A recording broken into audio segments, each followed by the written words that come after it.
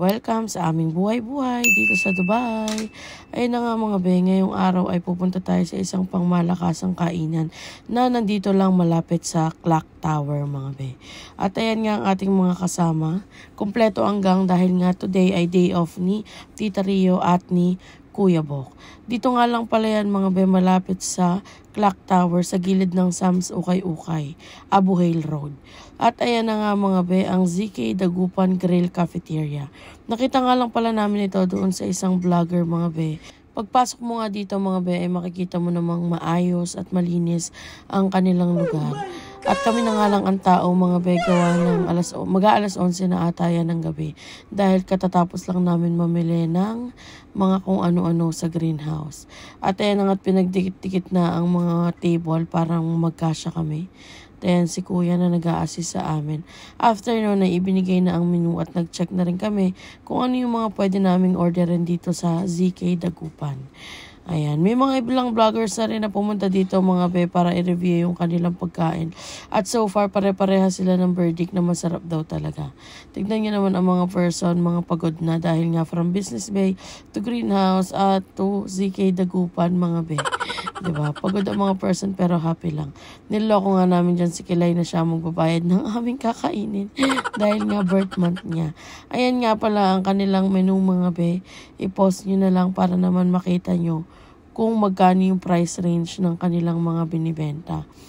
Ayan ang a la carte nila mga be at ito naman ang kanilang mga combo meals. GC3 at GC4 nga pala mga be ang aming napili dyan. Ito ang aming in-order, pansit, sinigang na baka, lechong manok na talaga namang nakakatakam, yung lumpia, at ang sisig. O diba?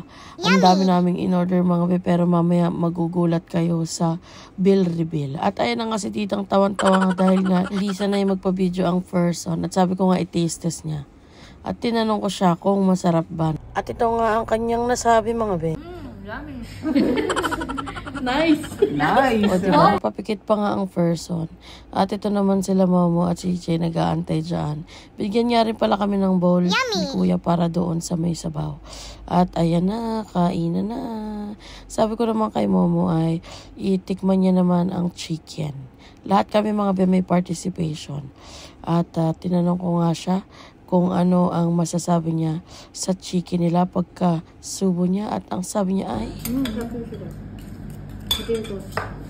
o diba, pasado na ang chicken kay Momo.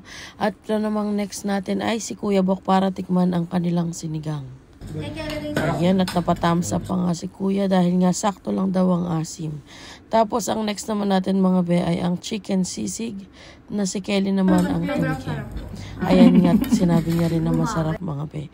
At next naman natin syempre ay si CJ na pumipikit-pikit pa para ipakita ang kanyang pilik mata. Ito na yun. Ayan. At sabi niya ngayon masarap.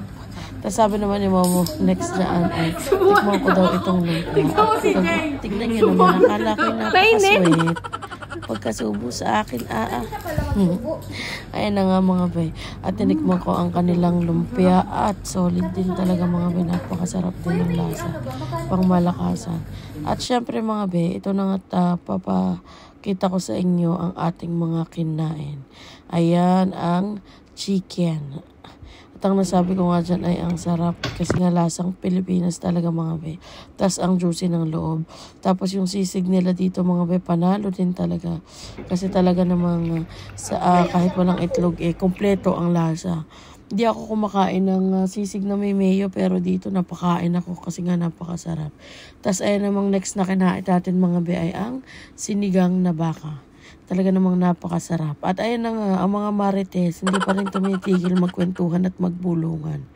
Ayun na nga mga bet, binabanatan na namin ang masarap na pagkain dito sa may ZK Dagupan.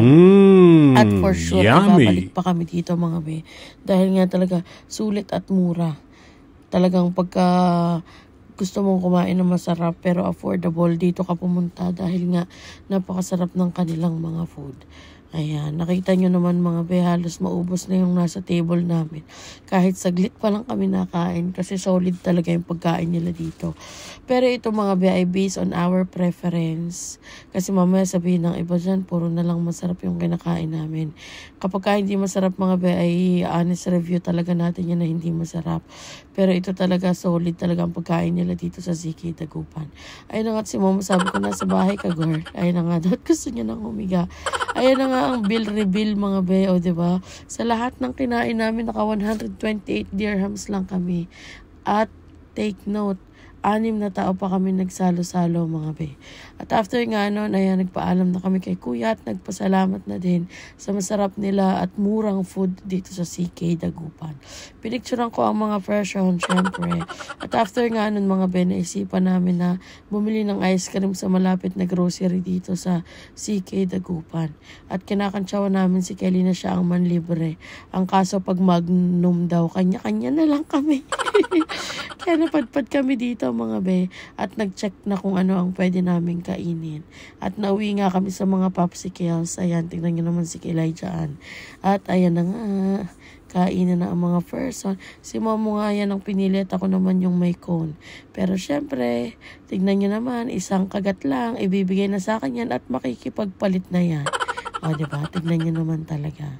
Kapakagaling. After nga niyan mga be, ay naglakad na kami papunta doon sa sasakyan. Ayun nga't makikita nyo na napakalapit niya lang talaga sa Clock Tower. Onting lakad lang, parang 2 to 3 minutes walk lang siya mga be. At ayun na nga si Tanggol. Siyempre nag-ice cream muna ang mga person dito sa gilid bago kami umuwi. Kasi nga siyempre dami namin nakain talaga mga be. Kaya nagpanghimagas kami. At ayun na nga ang mama ko. So hanggang dito na lang mga be. Huwag niyong kalimutan mag-like, follow, and share. Paalam!